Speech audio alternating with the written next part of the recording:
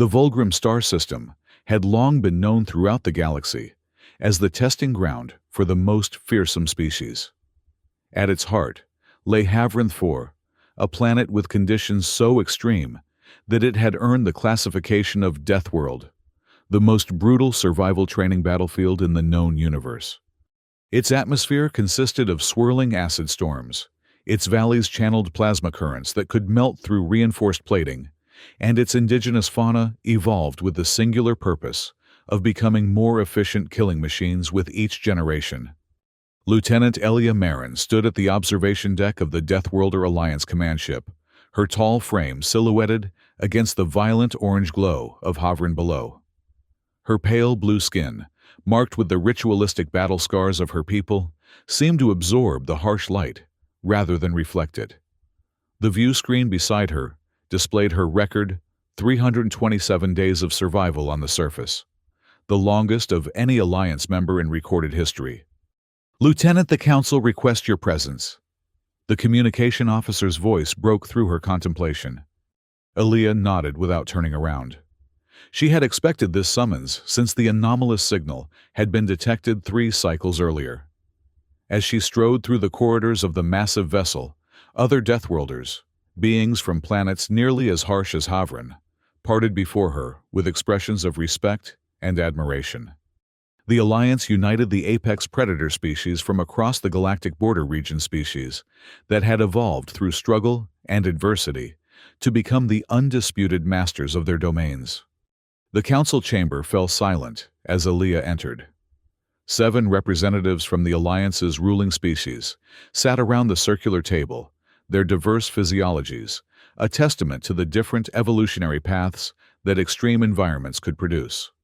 High Commander Lorix, the eldest of the Vulcan species, with his metallic exoskeleton and multiple sensory appendages, gestured for her to approach. "Lieutenant Marin, your expertise on Havrin 4 is unmatched. What you're about to hear concerns the integrity of our most sacred training ground." The holographic display at the center of the table flickered to life, showing a small vessel of unfamiliar design. "This ship entered our territory 3 cycles ago," continued Lorix. "It bears markings identifying it as an Earth exploration vessel." Murmurs rippled around the table. Earth was a newcomer to galactic society, having achieved faster-than-light travel only 50 years prior. The humans had quickly established themselves as innovative diplomats and traders, but had remained largely uninvolved in military matters. "They're heading directly for Havrin 4, said Colonel Vorix, the commander of the Alliance military forces. Unlike his brother Lorix, Vorix's exoskeleton was adorned with weapons integration nodes, his posture perpetually coiled, as if ready to strike. "They've ignored our standard warnings about the planet's classification." Perhaps they didn't understand the designation offered Elia studying the ship's trajectory. Earth itself was technically classified as a mid-level Deathworld, though most Alliance members scoffed at the categorization. Yes, Earth had variable weather patterns, diverse biomes, and moderately high gravity, but its inhabitants lacked the evolutionary advantages that marked true apex species. "They understood," Vorix said coldly. Their acknowledgement was recorded, followed by a request for permission to establish a research outpost on the surface. Elia couldn't mask her surprise. "On Havrin, that's suicide." "Precisely," nodded Lorix. "No non-Alliance species has ever survived more than 48 hours on the surface. We believe this may be some form of challenge. Perhaps they seek to prove themselves worthy of Alliance consideration. Or they're simply ignorant of the true conditions," Elia suggested. The council members exchanged glances, and she recognized the unspoken concern. Alliance prestige was built upon their mastery of environments that defeated all others. If these Earthlings somehow succeeded where so many had failed.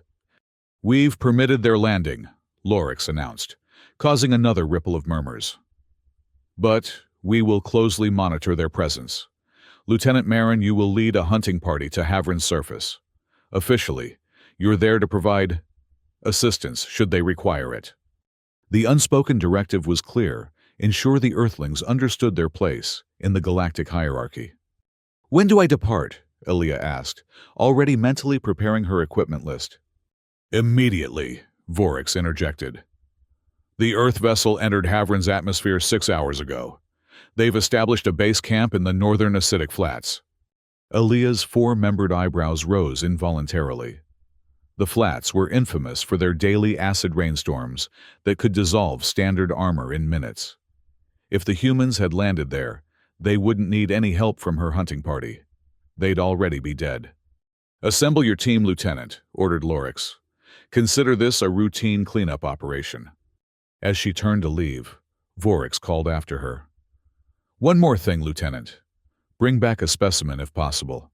Our scientists are curious about how their physiology differs from our own." Aaliyah nodded curtly and departed.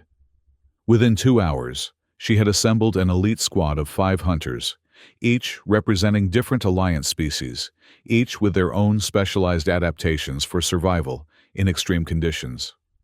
As their dropship descended through Havrin's turbulent atmosphere, she briefed them on the mission parameters. "The Earthlings likely won't have survived their first night," she concluded. "Our primary objective is recovery of their technology and biological samples. However, in the unlikely event that we find survivors, we are to offer assistance while evaluating their capabilities." Krell, the massive reptilian shock trooper with armor-plated skin, let out a rumbling laugh. "What capabilities their fragile bodies would have dissolved in the first acid shower." "Don't underestimate unknown factors," Aaliyah cautioned, though she privately agreed with his assessment. "That's how predators become prey." Their dropship touched down 3 kilometers from the reported Earth landing site as dusk approached. Havrin's hostile conditions made night operations particularly treacherous, but Aaliyah preferred to approach under cover of darkness. As they secured their perimeter with automated defense turrets, she noticed something unusual in the twilight sky. "What's that light pattern?" she asked, pointing toward a strange shimmer in the air above the direction of the Earth camp. Next, their sensory specialist with compound eyes that could detect energy signatures invisible to most species focused on the phenomenon. "It's some kind of atmospheric stabilization field. I've never seen one operate at this scale before."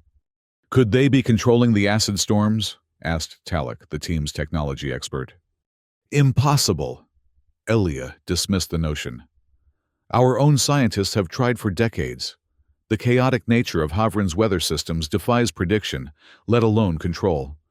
Yet, as they established their surveillance position, and night fell, not a single drop of the expected acid rain descended upon them. Instead, the sky above remained unnaturally clear, revealing Havrin's 3 moons in a rare alignment. "They're altering the atmospheric conditions," Nex confirmed, after further scans. "The field extends approximately 5 kilometers in all directions from their base camp." Aaliyah's communicator buzzed with an incoming transmission from a nearby Alliance research outpost, one of several permanent installations maintained at great expense on Havrin's surface. "Lieutenant Marin, this is Dr. Krell from Outpost Zenith. We have a situation developing." "Go ahead, Doctor." "2 of our civilian researchers went missing 3 hours ago. They were last seen heading toward the Earth landing site. According to their log, they were curious about the atmospheric phenomena." Aaliyah suppressed a curse. Civilians with scientific clearance occasionally rotated through the research outposts, but they were strictly forbidden from venturing beyond the outpost's protective barriers. "Were they equipped for surface conditions?" she asked, already knowing the answer. "Minimal protection only. They should have been dissolved by the acid currents in the eastern approach by now, but our sensors can't locate any remains. This changed the mission parameters. We'll investigate and report back. Stand by." She turned to her team. "Change of plans. We're moving in immediately." They advanced through the treacherous terrain with practiced efficiency, each member of the team instinctively covering the other's vulnerabilities. Havrin's indigenous predators seemed unusually subdued, as if the disruption to the normal atmospheric conditions had confused their hunting patterns. As they approached the edge of what their sensors identified as the atmospheric stabilization field, Aaliyah signaled for a halt. Before them lay a sight that defied explanation. The Earth base camp was not the desperate survival outpost she had expected. Instead, a series of gleaming structures stood in organized formation, connected by covered walkways. Outside these structures, Earthlings moved about freely, some wearing only minimal protective gear despite being on the surface of the deadliest planet in known space. "How is this possible?" whispered Krell, his scaled hand tightening around his weapon. More shocking still was what lay at the camp's periphery.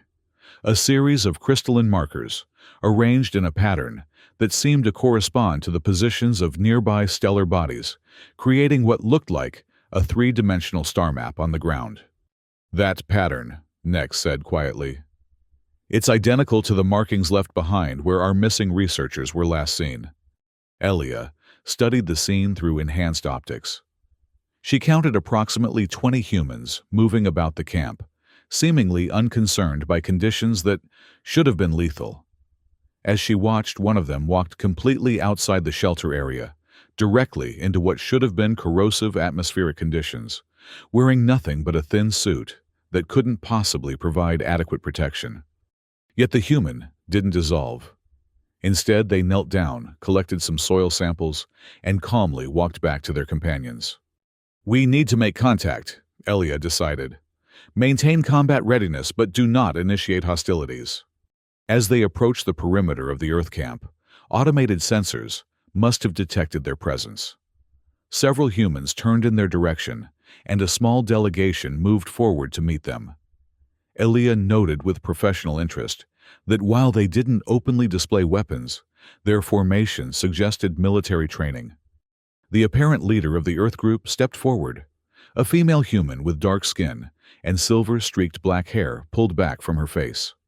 She wore a simple blue uniform with insignia Elia didn't recognize and carried herself with confident authority. "Welcome to Camp Horizon," the human said in flawless Galactic standard. "I'm Professor Maya Arden, lead researcher of the Earth Xenobiology Initiative. We've been expecting representatives from the Alliance." Elia stepped forward, towering over the human by nearly half a meter. "Lieutenant Elia Marin, Deathworlder Alliance Havrin Operations. How are you surviving these conditions?" Professor Arden smiled, a disarming expression that nonetheless set Elia on edge. "Adaptation is humanity's greatest strength, Lieutenant. We've developed environmental mitigation technologies specifically for Havrin's unique characteristics. Would you like a demonstration?" Before Elia could respond, a low rumble echoed across the landscape. The unmistakable sound of an approaching plasma storm, one of Havrin's deadliest natural phenomena. Even the most hardened Alliance outposts battened down all hatches during such events. "You should seek shelter immediately," Elia warned, already calculating whether they could make it back to their dropship in time. "That won't be necessary," Professor Arden replied calmly. She tapped a control on her wrist device, and the crystalline markers surrounding the camp glowed with increasing intensity. Above them, the approaching storm clouds seemed to hesitate, then gradually dispersed as if pushed aside by an invisible force. "Impressive diversion technique," Elia acknowledged carefully, hiding her astonishment. "But what about the indigenous predators?" As if summoned by her words, a bone-chilling howl echoed from the darkness beyond the camp perimeter. The characteristic cry of a Havrin shadowstalker. Apex predators that hunted in packs and could tear through standard battle armor with frightening ease. The humans didn't panic. Instead, they moved with practiced coordination, taking up defensive positions. Professor Arden remained unmoved. "We've established a mutually beneficial relationship with most of the local fauna," she explained. "That call is merely a territorial acknowledgement. They won't approach further." Elia's tactical mind struggled to process the implications. The Alliance had fought a decades-long battle against Havrin's predators, never achieving anything close to coexistence. "Our missing researchers," she said abruptly. "2 civilians from Outpost Zenith. Have you encountered them?" "Ah, yes," Professor Arden nodded. "They arrived in quite desperate condition yesterday. Their protection was woefully inadequate for the acid concentration. They're recovering in our medical facility." "Recovering, not dead." not dissolved by Havrin's merciless environment. "I would like to see them," Elia said, making it clear this was not a request. Professor Arden's expression remained pleasant. "Of course. Please follow me. Your team is welcome to wait here or accompany us." Elia signaled for Nex and Talek to join her, while the others maintained their position. As they were led into the central structure of the Earth camp, Elia surreptitiously scanned for weapons emplacements or signs of military presence. She found none, just scientific equipment living quarters and what appeared to be botanical research stations. The medical facility was a testament to technology far beyond what she had expected from Earth. The two missing Alliance researchers lay on recovery beds, their exposed skin showing the unmistakable chemical burns of acid exposure. But the burns were visibly healing the dead tissue, being replaced by healthy cells at an accelerated rate. "Nanomolecular regenerative therapy," explained Professor Arden, noticing Elia's focused attention. "Combined with targeted genetic stimulants to accelerate the body's natural healing processes." This technology. Talek began his expert eyes analyzing the medical equipment. "It's not standard Earth issue." "No," agreed the professor. "We developed it specifically for this expedition. Earth's various environments have always forced us to adapt quickly. Havrin is simply another adaptation challenge." Elia's mind raced. The Alliance had encountered and assimilated numerous advanced species over the centuries, but this casual display of environmental mastery on the most hostile known planet by a supposedly inferior species upended everything she thought she knew about galactic hierarchies. "When can they be transported back to their outpost?" she asked, gesturing to the recovering researchers. "Another day should be sufficient," Professor Arden replied. "We'd like to ensure the regenerative process is self-sustaining before releasing them." Elia nodded curtly. "We'll return tomorrow for them. In the meantime, I'm obligated to inform you that Havrin 4 is restricted Alliance territory. Your presence here is permitted only as a scientific courtesy." Professor Arden's smile didn't waver. "We understand completely, Lieutenant. We're grateful for the Alliance's accommodation of our research interests." As they walked back toward the camp entrance, Elia deliberately took them past one of the crystalline markers, hoping to gain insight into its function. Professor Arden noticed her interest. "Quantum harmonic resonators," she explained, unprompted. "They create a matrix that allows us to modulate the chaotic energy patterns of Havrin's atmosphere. The geometric arrangement corresponds to stellar positioning. We've found that cosmic alignment enhances the stabilization effect." "And the missing researchers followed this pattern," Elia noted. "Was that coincidence?" "Not entirely," admitted the professor. "We suspected your outposts might be monitoring our activity. The pattern served as, let's call it an invitation. We're here to share knowledge, not hoard it." The implication was clear. They had deliberately lured the Alliance researchers to demonstrate their technological capabilities. Elia felt a creeping unease. Warfare through technological demonstration was an ancient strategy, one the Alliance itself had employed numerous times when absorbing new species into their hierarchy. Back with her team, Elia ordered an immediate return to their dropship. Once secure inside, she transmitted directly to Colonel Vorix, bypassing standard communication protocols. "They're not just surviving, sir. They're thriving. The Earth expedition has developed technology that neutralizes Havrin's environmental threats. They're treating our injured researchers with medical techniques beyond our capabilities." Vorix's face on the communication screen darkened. "Are they displaying military strength?" "Negative. Their presence appears entirely scientific, but..." Elia hesitated, unaccustomed to uncertainty. "Their capabilities suggest they could establish permanent settlements on Havrin if they chose to." The implications needed no explanation. The Alliance's claim to superiority rested largely on their exclusive ability to survive and operate on deathworlds like Havrin. If Earth could not only match but exceed that capability, the power balance of the entire galactic region would shift. "Return to the command ship immediately," ordered Vorix. "Leave surveillance drones to monitor their activity." Sir, about the civilian researchers. They're now considered compromised. Their recovery is no longer a priority. Aaliyah's four-part lips pressed together in disapproval, but she acknowledged the order. As their dropship ascended through Havrin's turbulent atmosphere, she found herself dwelling on the casual confidence of Professor Arden and her team. They hadn't displayed the desperate determination of beings struggling against lethal conditions. They had shown the relaxed competence of masters in their element. That night, as the Alliance command ship orbited Havrin, the Council convened an emergency session. Aaliyah presented her observations, including sensor data of the Earth camp's environmental stabilization field, and recordings of their interaction with Professor Arden. They must have been preparing for this expedition for years, concluded High Commander Lorix. The question is, why Havrin? What resources or strategic advantage are they seeking? Perhaps it's simpler than that, suggested Aaliyah. Professor Arden mentioned adaptation as humanity's strength. Perhaps they genuinely view Havrin as nothing more than a scientific challenge. Colonel Vorix slammed his armored fist on the table. Irrelevant, their presence threatens Alliance supremacy.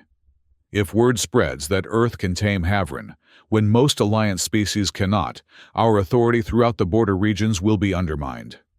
The Council members shifted uncomfortably. The Alliance maintained control over dozens of resource-rich systems, primarily through the reputation of their military might, a reputation built upon their mastery of environments that defeated all others. We should capture one of these humans, proposed Vorix. Study their biological adaptations and technology. Perhaps we can incorporate their advantages into our own capabilities. And if they resist, asked Elia, already knowing the answer. Then we demonstrate why we are the apex predators of this galaxy, Vorix replied coldly. Despite her misgivings, Elia found herself leading a significantly larger force back to Havrin's surface the following day. 20 elite hunters, armed with the Alliance's most advanced weaponry, accompanied her dropship.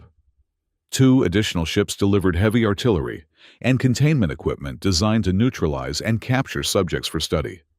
As they established a forward base 5 kilometers from the Earth camp, Elia noticed the atmospheric stabilization field had expanded overnight, now extending nearly 8 kilometers in all directions.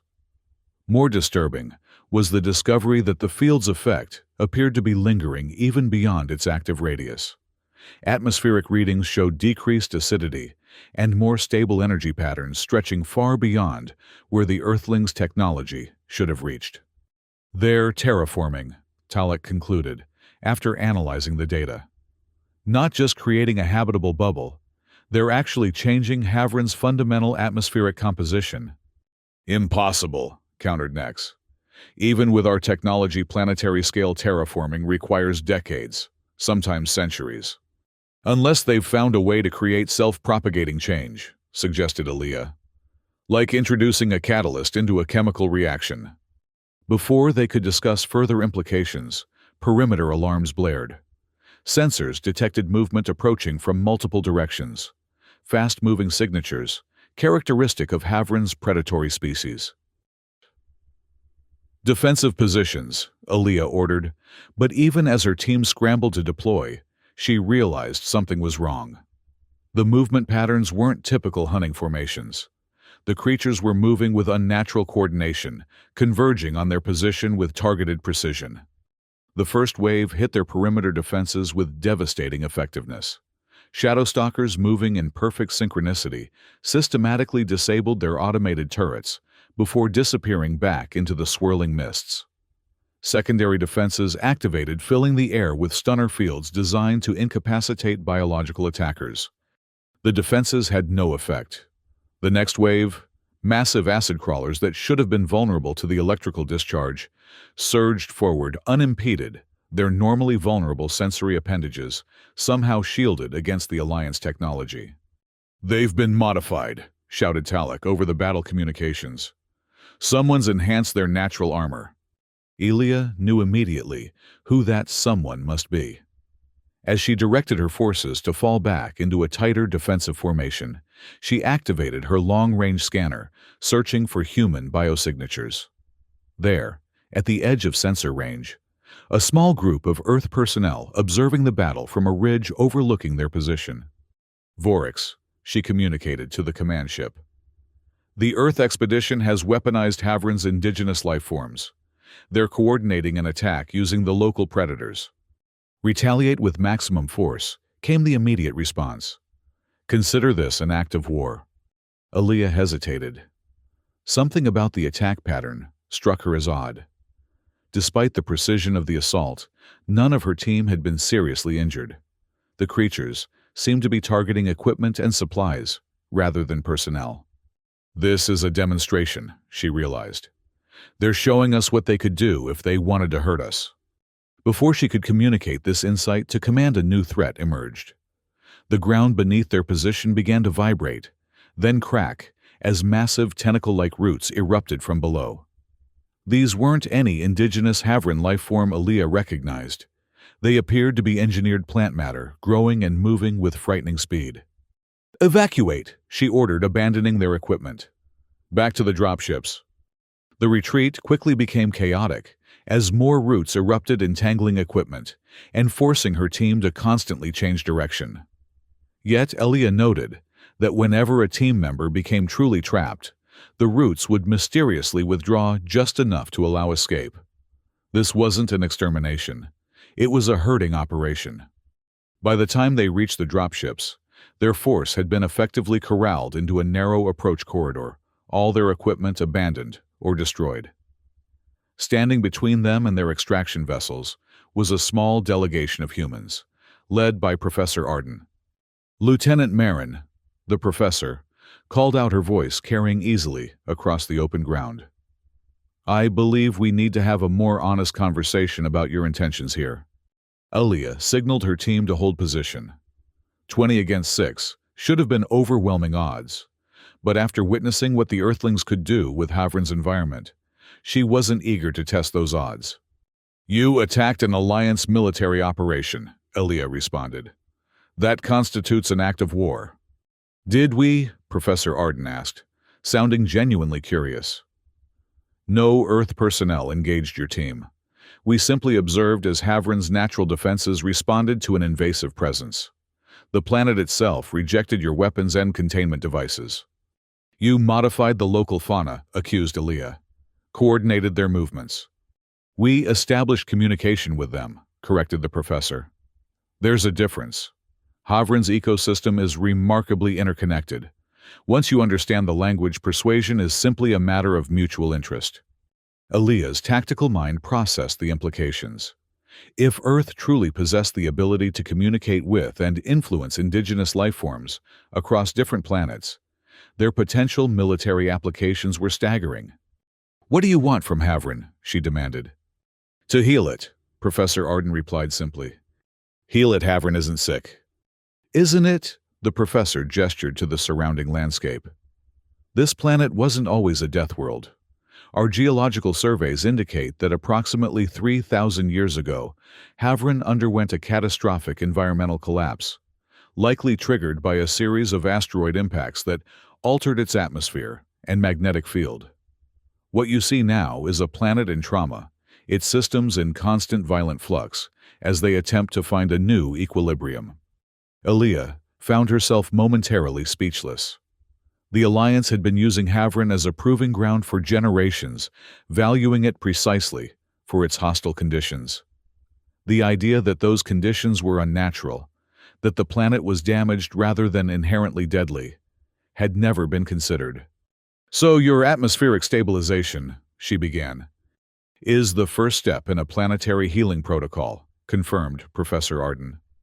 "The crystalline network isn't just protecting our camp. It's establishing resonance patterns that help Havren's natural systems remember their previous state of balance." A strange feeling settled in Aaliyah's chest, something between disbelief and a reluctant admiration. If what the professor claimed was true, Earth wasn't demonstrating dominance over a hostile environment. They were attempting to restore it to health. "One of your researchers is missing," Professor Arden continued. "When your team retreated, he became separated. We've located him and provided emergency medical assistance, but he requires more advanced care than we can provide in the field. Aaliyah quickly checked her team roster. Sylvan, one of their younger hunters, was indeed unaccounted for. "Where is he?" she demanded. "We'll take you to him," Professor Arden offered. "Just you, Lieutenant. Consider it a gesture of good faith." Everything about the situation violated Alliance protocols. Elia should refuse, should order an immediate extraction and orbital bombardment of the Earth camp.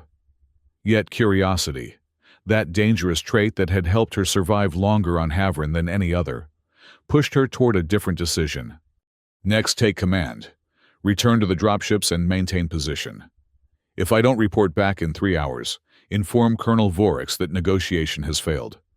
Lieutenant Nex protested, "Regulations specifically prohibit—" "This is my operation," Aaliyah cut him off. "Execute my orders." She followed Professor Arden and 2 other humans away from the confrontation site, maintaining a vigilant awareness of her surroundings. They walked in silence for nearly 20 minutes, passing through areas where Havrin's normally toxic environment seemed strangely subdued. The air was clearer, the usual stinging sensation against exposed skin notably absent. They arrived at a small field station, a temporary structure nestled beneath a natural rock formation. Inside, Sylvan lay on a medical bed, his breathing labored but stable. His armor had been removed, revealing severe acid burns across his torso. His protective systems failed when he fell into an acid pool, explained a human male attending to him. The corrosion reached approximately 30% of his pulmonary system before we could extract him. Aaliyah knelt beside her fallen team member, checking his vital signs herself. He was alive, but barely. Such injuries would typically be fatal, without immediate advanced medical intervention. "He requires specialized treatment," she said, preparing to request emergency evacuation. "We've stabilized his condition," said Professor Arden, "but you're right. He needs more than field medicine." The professor nodded to her medical officer, who approached with a small, crystalline device, similar to the markers surrounding their main camp. He placed it on Sylvan's chest, where it seemed to liquefy and spread across the injured areas. "What are you doing?" Elia demanded, reaching for her weapon. "Nanomolecular regenerative matrix," explained Professor Arden calmly. "The same technology we used on your civilian researchers, but configured for his specific physiology." Before Elia's eyes, Sylvan's breathing eased. The raw, burned tissue began to visibly heal new cells, forming to replace damaged ones at an accelerated rate. "The matrix will continue working for approximately 6 hours, continued the professor. "By then, he should be stable enough for transport to your medical facilities." Aaliyah struggled to reconcile what she was witnessing with everything she had been taught about Earth and its capabilities. This wasn't merely advanced technology. It represented a fundamental approach to environmental challenges that the Alliance had never considered. "Why are you helping us?" she asked finally. "You must know the Alliance views your presence here as a threat." Professor Arden's expression became thoughtful. "Earth spent much of its history with different human groups, fighting each other for dominance. We nearly destroyed ourselves before learning that cooperation yields far greater benefits than competition.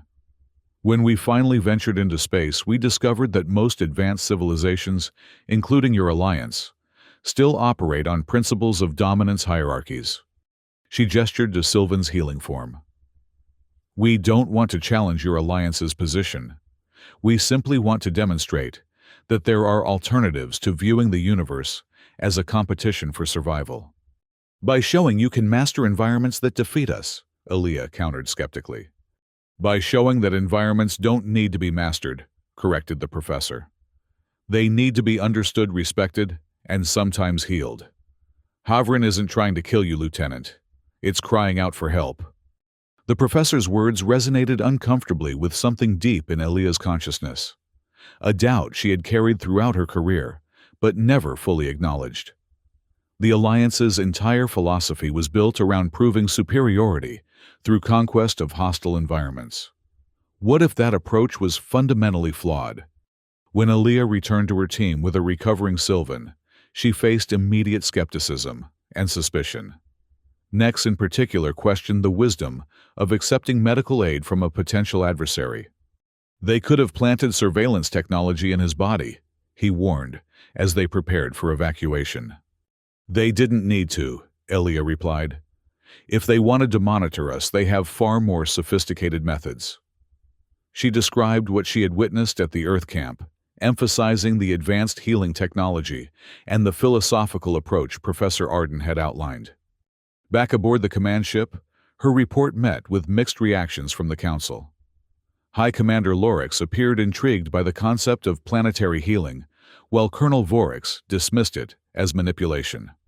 They're using this healing narrative to justify terraforming Havrin for their own purposes, the Colonel insisted. Once they've altered the atmosphere to their liking, they'll establish permanent settlements and claim the planet by right of habitability. Their technology could benefit the Alliance, countered Lorix. Perhaps we should consider a collaborative approach rather than confrontation. The debate continued for hours, with the Council ultimately splitting into two factions, those who viewed Earth as a potential partner, and those who saw them as a threat to Alliance dominance. The deadlock was broken when sensor officers reported a massive atmospheric disturbance forming over Havrin, a storm system of unprecedented scale. The Giant Valley Storm Cycle. Elia identified immediately. This rare convergence of multiple storm systems created conditions so lethal that even the Alliance's permanent outposts initiated emergency protocols when it occurred. The Earth camp will be obliterated, noted Colonel Vorix with poorly concealed satisfaction. Nature itself will resolve our dilemma. But as they monitored the situation, something unexpected happened. Instead of evacuating the Earth expedition, expanded their crystalline network, establishing new nodes throughout the valley system directly in the storm's path. More shocking still, Alliance outposts across Havrin's surface reported that the humans were offering to extend their protective field to include Alliance installations. They're requesting permission to deploy their technology around our outposts, reported the communications officer. Several research directors have already accepted. Colonel Vorix was furious. Countermand those acceptances.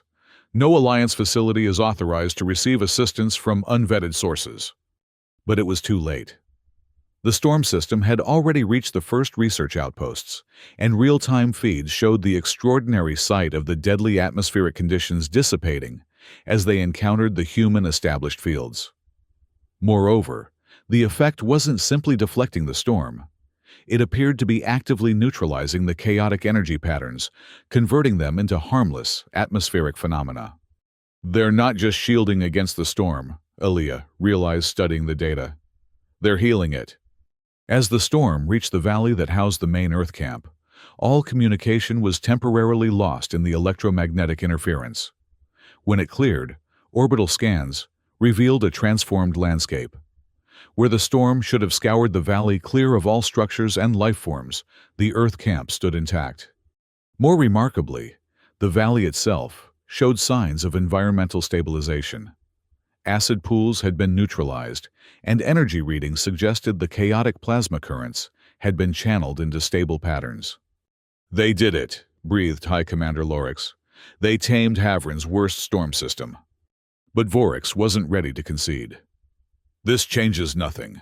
Their actions remain an unacceptable challenge to Alliance authority. Elia had remained silent throughout the exchange, processing the implications of what they had witnessed. Finally, she spoke. Commander Colonel, I request permission to lead a diplomatic mission to the Earth camp. Not a hunting party or military force. A genuine diplomatic delegation. On what grounds? Demanded Vorix. On the grounds that they just saved hundreds of Alliance lives, Elia replied firmly. And they may be able to save countless more with their technology. The conversation grew heated, but eventually, High Commander Lorix asserted his authority over his military brother. Lieutenant Marin will lead a diplomatic mission to determine Earth's true intentions regarding Havrin. Colonel Vorix will prepare a containment strategy should those intentions prove hostile. Neither side was entirely satisfied with the compromise, but Aaliyah recognized it as the best outcome possible under the circumstances. As she prepared for the mission, she found herself reflecting on Professor Arden's words about cooperation versus competition. The Alliance had always assumed their evolutionary path, surviving through dominance, was the only viable approach to a hostile universe. What if there were alternatives? The diplomatic vessel descended toward Havrin 24 hours later, carrying Elia and a small team of scientific and political advisors.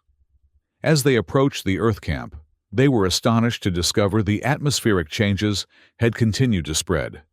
Nearly a quarter of Havrin's northern hemisphere now showed signs of stabilization.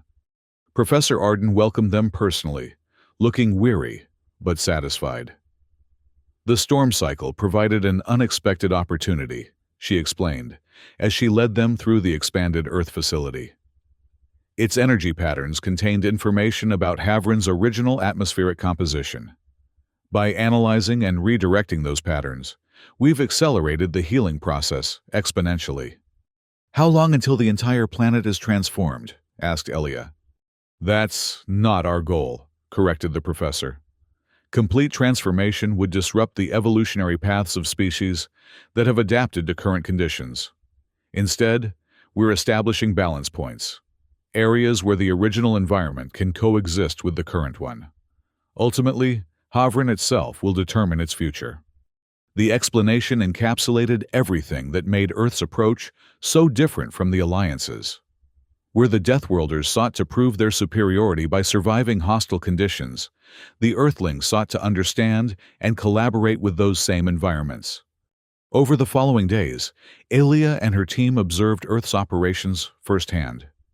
They witnessed technologies that didn't just shield against environmental threats, but actively engaged with them, transforming harmful elements into beneficial ones. Most impressive was their biological integration.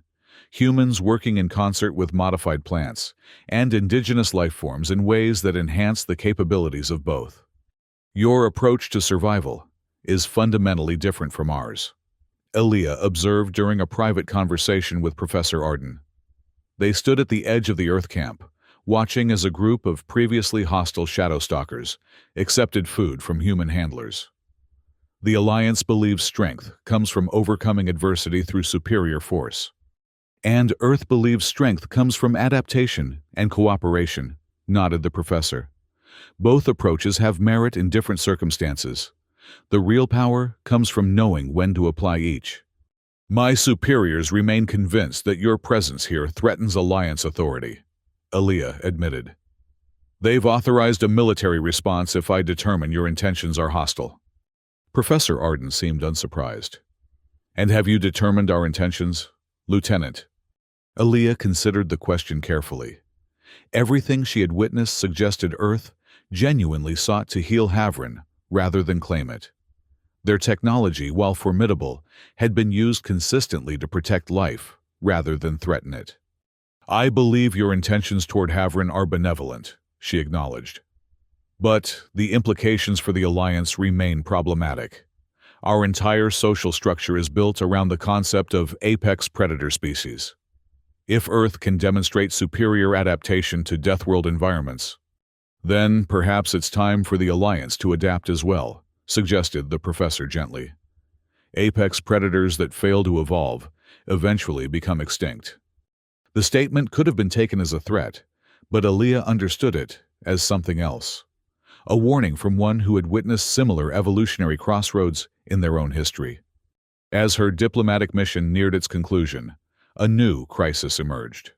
Colonel Vorix, impatient with what he perceived as delay tactics, launched an unauthorized military operation against one of Earth's outlying research stations. The attack was meant to capture Earth technology and personnel for study, but it encountered the same organized resistance from Havrin's indigenous life forms that had repelled Elia's earlier mission. This time, however, the Alliance forces came prepared with specific countermeasures designed to neutralize the biological coordination. The resulting conflict quickly escalated, with both environmental damage and casualties mounting on both sides. Elia received the news while meeting with Professor Arden to discuss potential collaboration agreements. Without hesitation, she shared the information. My brother always was too eager to prove dominance. The professor sighed, surprising Elia with the personal revelation. We should go there immediately.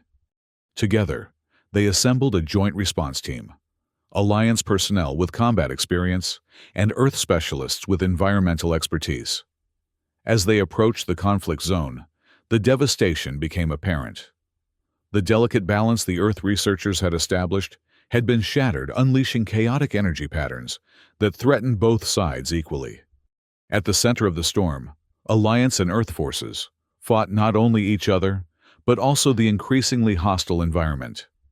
Acid concentrations had reached lethal levels, and plasma discharges scorched the landscape at random intervals.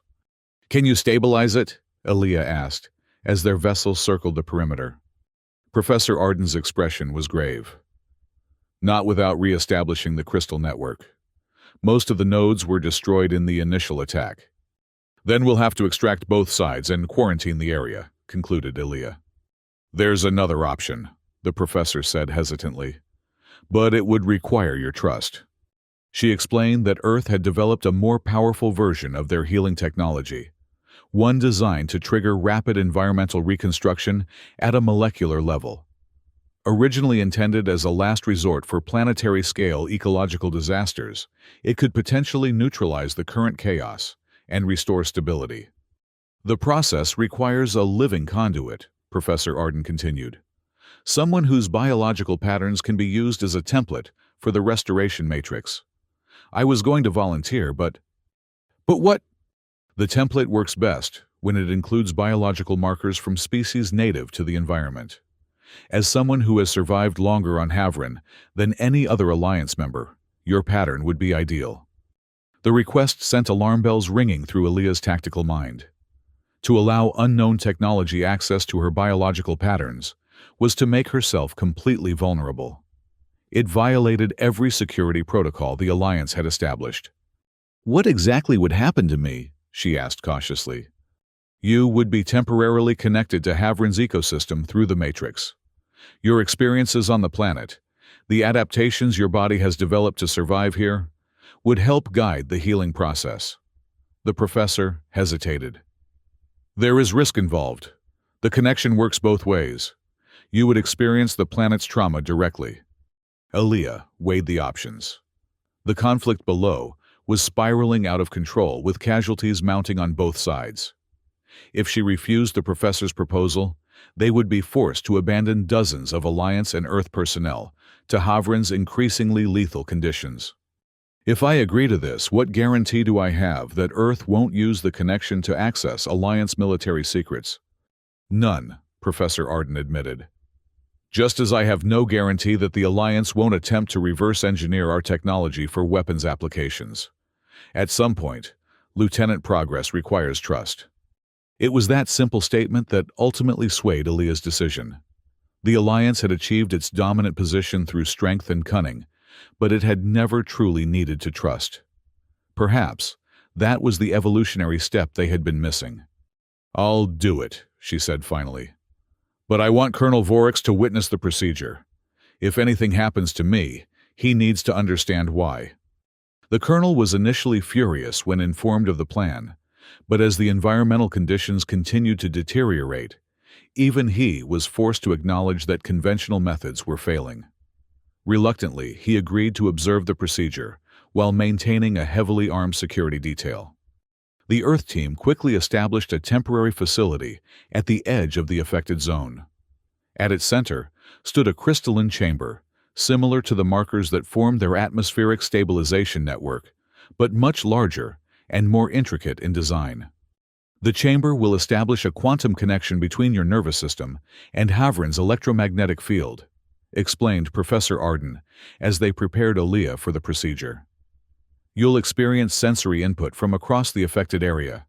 Your task is simply to focus on balance, finding the midpoint between chaos and order. That sounds more mystical than scientific, observed Colonel Vorix skeptically.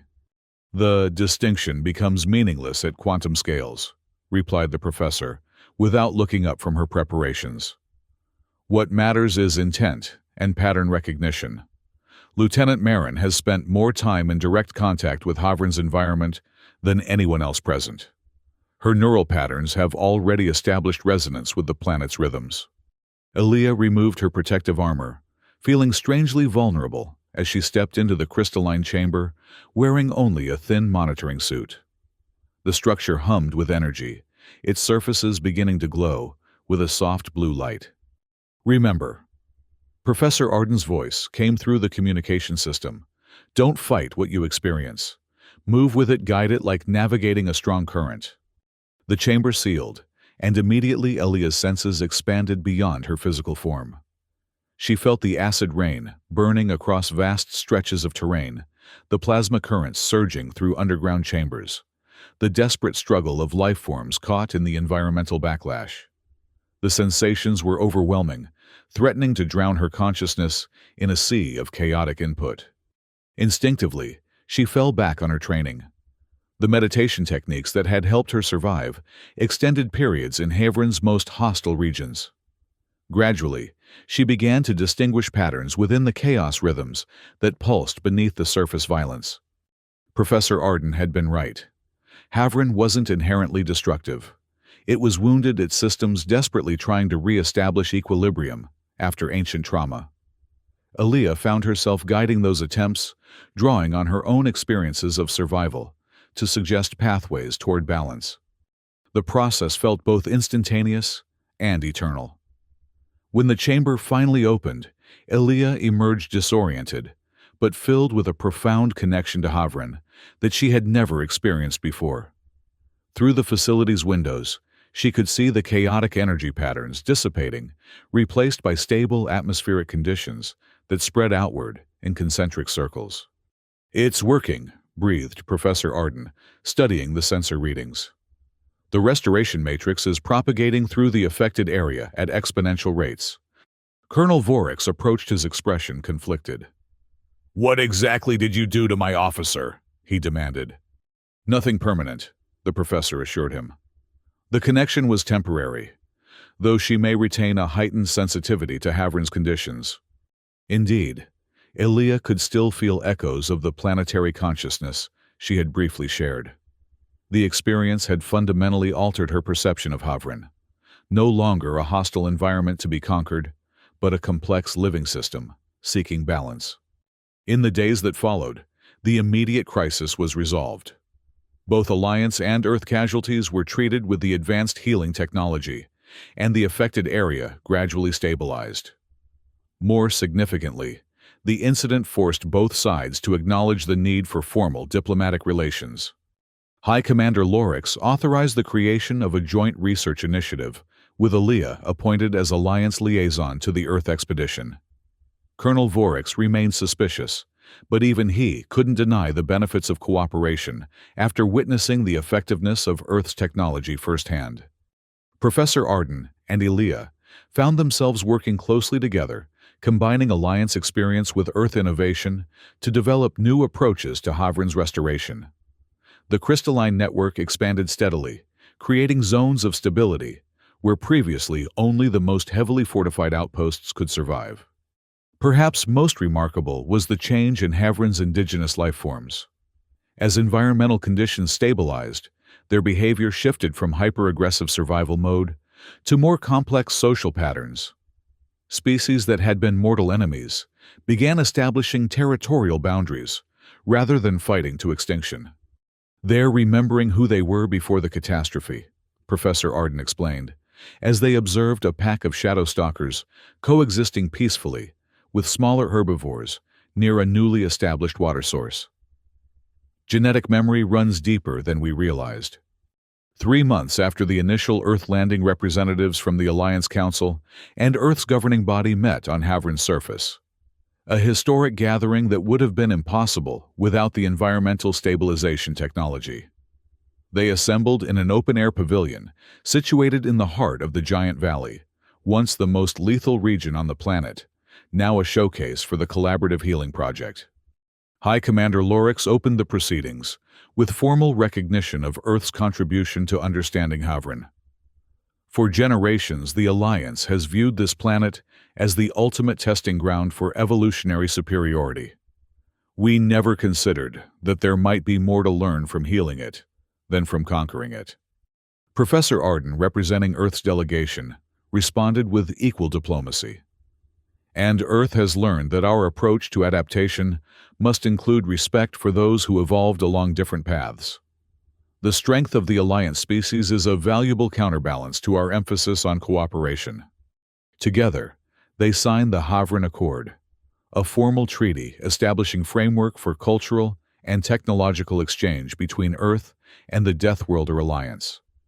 The document explicitly rejected hierarchical dominance in favor of complementary strengths, with Havren itself designated as a shared restoration project rather than territory to be claimed. As the ceremony concluded, Elia found herself standing at the edge of the valley, gazing out over the transformed landscape. Professor Arden joined her, comfortable now in the minimal protection needed in the stabilized regions. "What happens when Havren is fully healed?" Elia asked. "When it no longer serves as the ultimate proving ground for Deathworlder superiority? Then the Alliance will need to find new ways to define itself," replied the professor. "Just as Earth had to when we moved beyond our own destructive competitions." "Perhaps that's the real lesson of Havren," suggested Elia. "That adaptation isn't just about surviving hostile conditions, but about recognizing when those conditions themselves need to change." Professor Arden smiled. "A very Earth-like perspective, Lieutenant. Perhaps you've been influenced by our philosophical contamination." "Perhaps," Elia acknowledged. "Or perhaps true apex predators are those who recognize when predation is no longer the optimal strategy." Below them, Alliance and Earth personnel worked side by side, extending the crystalline network that continued to spread healing influence across Havren's surface. Indigenous creatures moved freely through the area, no longer driven by desperate survival imperatives, beginning to rediscover more complex social behaviors. Havren was changing, and with it the definition of what it meant to be a Deathworlder. The Alliance had prided itself on conquering hostile environments through superior evolutionary adaptations. Earth had demonstrated a different kind of strength, the ability to transform hostility into harmony.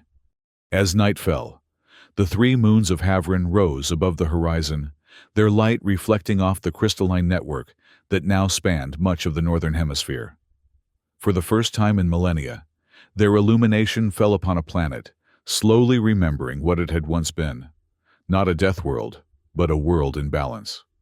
And in that balance lay the promise of a new kind of strength, one built not upon dominance, but upon the hardest adaptation of all, the willingness to change one's fundamental understanding of what it means to survive.